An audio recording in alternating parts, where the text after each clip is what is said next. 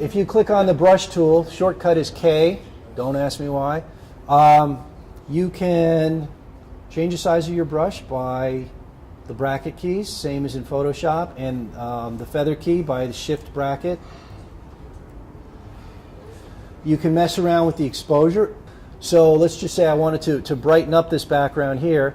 I've got my selection. I'm just going right through now and brushing that in.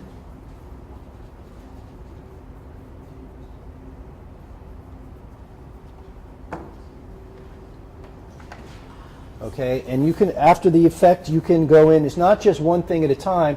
Say you wanted to warm up that background area that you just brushed. Okay, you can do that. You can also bring up the shadows a little bit. And maybe you want to soften. If you go down to clarity and soften that just a little bit, maybe soften the sharpness in the back, just so it's there, but it's not taking attention. Now we've done a bunch of controls here. If you click on,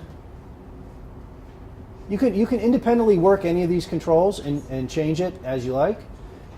Right here, see on the right there's a disclosure triangle.